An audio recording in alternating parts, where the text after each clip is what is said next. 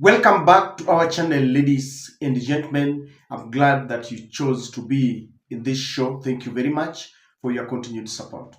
Now, President William Samoei Ruto has once again manifested in no uncertain terms his dictatorial tendencies concerning the e-citizen debate. Just recently, the Council of Governors went to court, and the court suspended Ruto's directive that all government offices and county governments must use the e-citizen during procurement process. And William Ruto, in his very usual manner, has said that it is either his way or the highway, and is not going to listen to any orders from the courts. And acting in open disregard, William Ruto said that no matter any directive from any quarters, his official position must be respected. Very many people have criticized Ruto's directive, and they're saying that William Ruto really believes and thinks that he owns Kenya. Whatever he says must be the final, must be Alpha and Omega. He's acting like a messiah. Kindly listen to William Ruto. Procurement of public services, we lose up to 40% of public money through procurement. And that is the reason why we have said we are going to go e-procurement, so that everybody inajulikana. Hakuna haja ya giza. Kama wewe unatuuzia mali kama serikali, shida iko wapi kama wananchi wamejua umetuuzia kwa shilingi ngapi? Why does it have to be in the dark? All we are saying is, if you sell something to government, let it be made public. Fulani alituuzia kitu fulani kwa shilingi fulani. Kwa sababu kitu ya shilingi 10 serikali inanunua na shilingi 15 ama shilingi 20. Why? Sijui kama tunaelewana. So we have said tuweke kila kitu kwa mtandao hapo. Wewe fulani wa fulani ulituuzia simiti gunia moja shilingi 2,000. Simiti kawaida kwa duka ni shilingi 700. Haya. Maswali sasa tuanze kuulizana kutoka hapo. Ndio mnaona hii kelele yote, mpaka wengine wameenda kotini kublock, because they want to continue hapa kwa giza. Hii giza lazima tuondoe. Let the public know how much is government procuring public services for Kenyans. Ama mnataka tuendelee kwa giza? Yeah, that's all we are saying. This is how to stop corruption at the beginning. Tusingoje mtu aibe, twende tusumbuane na yeye, tutafute DCI, sijui tutafute nani, anti-corruption nini. Why don't we stop this thing? Kabla pesa haijaibiwa, si tunyakwamisha hapo. Tuanzie hapo. So that's what we are saying. So for the avoidance of doubt, let me say, we are not going back on e-procurement because we want transparency. And we want to make sure the people of Kenya get value for the taxes they pay. They get the correct to pay for the correct amount for services or products that they purchase. That is how we are going to eliminate corruption. That is how we are going to deal with pilferage. And that is how we are going to save public money. And I have said clearly, any public official who does not want to participate in e-procurement, hakuna mtu amelazimishwa kufanyia kazi serikali, aende afanye kazi mahali iko giza. There is no problem. Now, I personally believe that it is good to use the e-procurement because it makes the tendering process very open. You can easily log in and get the facts. Who procured what, who was given this tender, how much was used. I personally, from where I think, believe that it is a good thing. What is your take on the use of the e-procurement system? But as much as this thing it's a good thing, people are expressing their reservations about it. And I want us to look at the reasons why people really feel that Ruto is being dictatorial, even as he tries to implement a good thing. You see, you can really have a good idea, but when you push it down the throat of people, then they don't see the benefit that it will bring. Instead, they see you. And this is because we've had a problem with our president. The president praises himself so much, says he's the most educated. He says Kenya imechelewa, that we've really delayed in implementing certain projects within the country, and he says he was God sent. He's sent by destiny to ensure that he takes Kenya to the next level. Not only that, he's always said that when you oppose his plans and projects and his policies, then you are either mad or stupid. So anytime he brings something which could be good to the country, people look at him as that educated president, as the one who feels that you are stupid when you oppose his projects. And so I want us to look at some of the things that are coming out very prominently. Why people really feel that William Ruto is wrong on this, despite the fact that the implementation of the e-citizen program will be very beneficial to the country. Kindly subscribe to our channel if you're watching for the first time. Click the notification bell.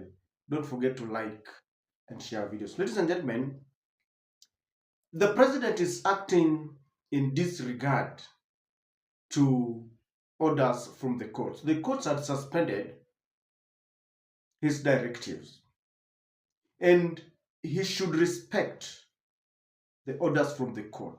There's a reason why we have three arms of the government: the executive that is being headed by William Ruto, the judiciary that is being headed by Chief Justice Martha Koome, and the legislative arm of the government headed by Moses Wetangula. The very powers that William Ruto tries to implement are given to him by the people of Kenya when we passed our constitution.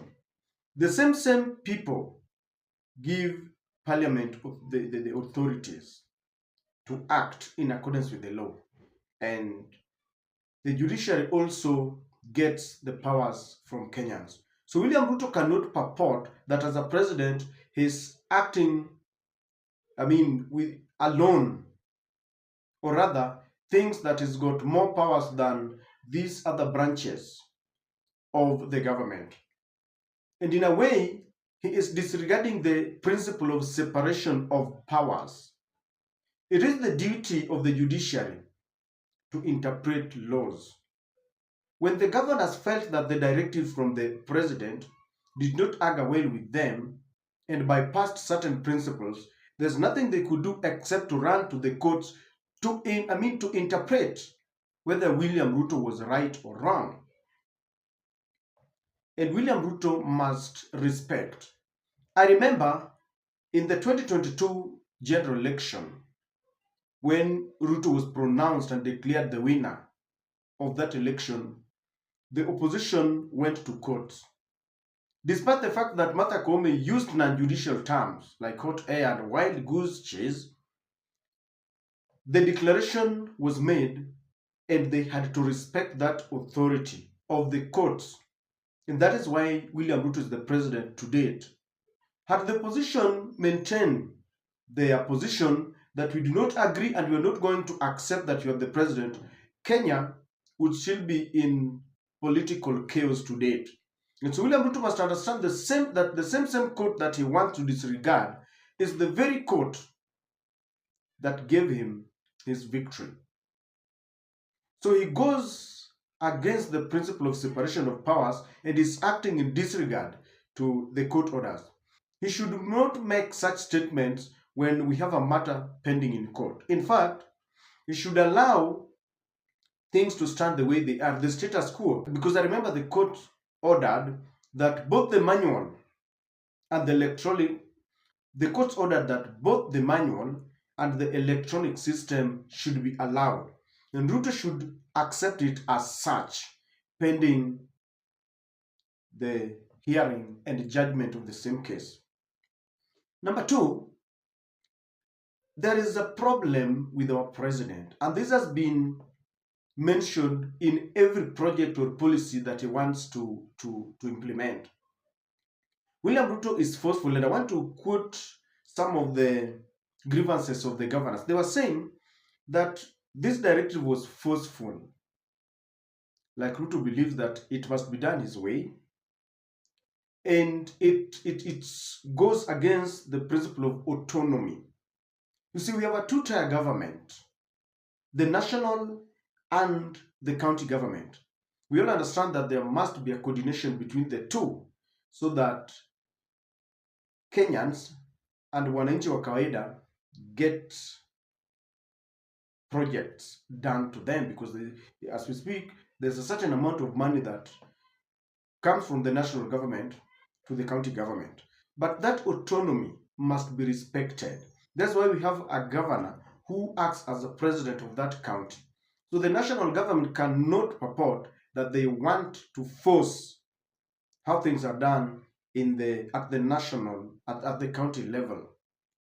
They said it is unconstitutional because it is not pegged in any article of the Constitution, and they're also saying it lacks consultation. Remember, during the implementation of housing levy, the GMO, when the Ruto wanted to take our police to Haiti, most of his projects and policies ended up in the court. What did William Ruto do? He warned the court that he was not going to obey their orders. And Kenyans were saying that William Ruto does things unilaterally without consultation. He does not involve the stakeholders that are supposed to be there. Yet this is a very fundamental principle in the implementation of projects, because he's not doing this on his behalf, but doing it on our behalf. You remember, as he builds a church in State House, he says no one can stop him. He wants to subject our cows to vaccination. He doesn't want to be questioned. If you do that, you're stupid or mad or both. So governors are saying that we need to sit together.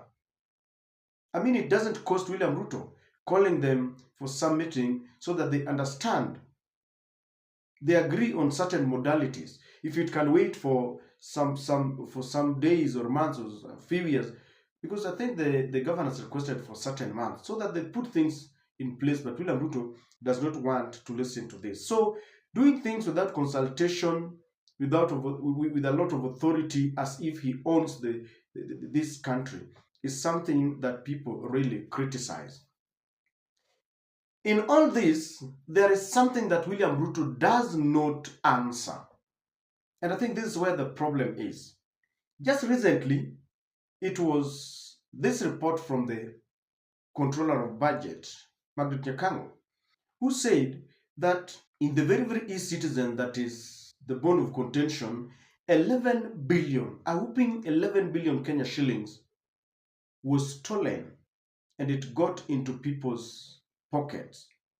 William Ruto is not telling us how they are going to recover this money that was lost, number one, what they have done to avert any loss of public funds. Instead, he is giving more directives. And you see, the governors are looking at William Ruto, or Kenyans are looking at him, and they see a principal who's in charge of a corrupt system. He does not want to seal the loopholes, yet is still giving directives. So they feel this is corruption that William Ruto, seeks to perpetuate. And so when you direct them that we need you to, do this, they don't really feel or believe that William Ruto is genuine. Because anything electronic is subject to thievery, according to the reports that we got. And so William Ruto must work hard to ensure that he earns the trust from Kenyans, so that whenever he says something, whenever he gives any directives, the governors, wananchi wa kawaida, government officials, will not look at him as a dictator, will not look at this as a way of, getting money into his pocket, into his closest allies' pockets, but rather a directive and a system that is going to be beneficial to all Kenyans. People don't trust William Ruto, and people feel that is not working. You see, he said that we lose 40% of revenue when we use the manual system. I agree that could be very true, and I support the e-procurement system, but he should allow consultation. Let the governors tell him perhaps where they get some hurdles and why they feel that this cannot be implemented immediately. Listening to each other is not bad. I wonder why they want, Ruto and Raila are advocating for the intergenerational bi-conclave talks. But when it comes to such projects and policies that are very important, he does not want to consult, he does not want people to talk. And I think he loses nothing. He needs to allow. That is the only time when I support dialogue. He should allow dialogue on this, but the most important thing is let him shun corruption. When we still get reports that the executive is corrupt, State House is wasting taxpayers' money, and then he tells us that he wants to curb corruption by using e-procurement, then it doesn't make sense. It doesn't make sense at all. That is why when he pointed accusing fingers to parliamentarians, the National Assembly and the Senate, that they were corrupt, they were mad on him because they know he has always given them money to pass bills on his behalf. Let him clean his house before he starts telling Kenyans that, you see, I want to reduce corruption. Let him start from his house. When you clean your house, then you'll be coming with clean hands.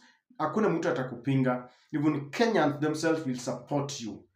And they will say, hapa governors, you have to do what Ruto wants. Let him understand that this is a democratic country. This is not a monarch. He should allow consultation. He should embrace stakeholders' views so that things run smoothly. I don't know what you think, but e-citizen is a good thing. E-procurement is a good thing. But William Ruto must be wise enough so that the implementation must not be marred in a lot of altercation and controversy.